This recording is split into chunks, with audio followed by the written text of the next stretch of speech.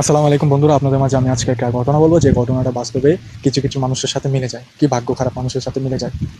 তো আজকে ঘটনা হলো গিয়ে, মনে করেন যে একটা রুগী রক্তের জন্য বা ধরেন এ পজিটিভ, বি পজিটিভ, ও পজিটিভ এরকম রক্তের জন্য ভুগতেছে। রক্ত এমার্জেন্সি না হলে রোগীটা মৃত্যুবরণ করে, ঠিক আছে? তো ওর ফ্যামিলি যারা আছে রক্তের জন্য মনে করেন আত্মীয় স্বজনের ফোন দিছে, রক্তের গ্রুপ মিলা সত্ত্বেও ওরা বলতেছে আমি বিজি আছি, এখন আসতে পারবো না, এরকম এরকম বংশং বাহানা দিয়ে মানে ওরা যাইতে পারবে না, রক্ত দিতে পারবে না।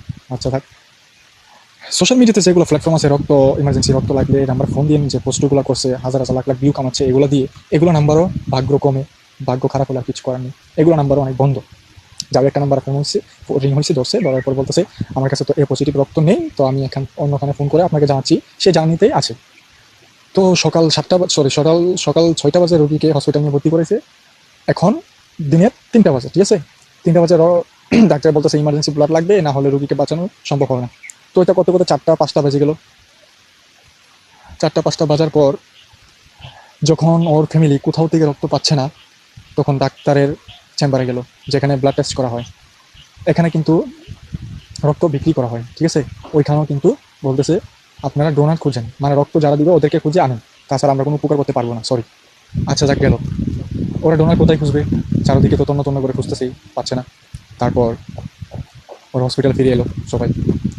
হসপিটালে ফিরে এসে আর মনে হয় খোঁজা লাগবে না, কাউকে ফোন করা লাগবে না, আর এত কষ্ট করা লাগবে না, আর টাকা খরচ করা লাগবে না। লোকটা পৃথিবী থেকে বিদায় নিয়েছে। তার ফ্যামিলি তো কান্না, অঝরে কান্না কারে কর। খুব কলিজার আপন মানুষ ছিল।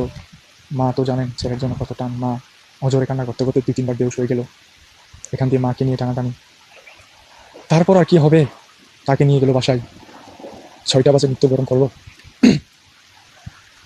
এশারের নামাজের সময় তার দাফন কাফন ব্যবস্থা করা হলো। জানাজার পরে কবর খুঁড়ে, জানাজার পরে কবর দিল ওকে। দেওয়ার পর সবাই যখন চলে আসলো, বাসা আসার পর দেখতে দেখতে কেটে গেল 40টা দিন। 40তম দিনে যাদের 40 করে, সেই 40 খেতে আসলো 60 থেকে 70 জন। সেই 40 খেতে আসলো 60 থেকে 40 জন। যে লোকটা মারা গেল রক্তের অভাবে, সেই রক্তের গ্রুপের লোক আসলো, সেই রক্তের গ্রুপের লোক আসলো, এই পজিটিভ লোক আসলো 30 জন। তো ভাই কোথায় গেল আমাদের দুনিয়া, কোথায় গেল আমাদের মানুষ, মানুষের মানবতা কোথায় গেল? কোথায় গেল মানুষের মানবতা?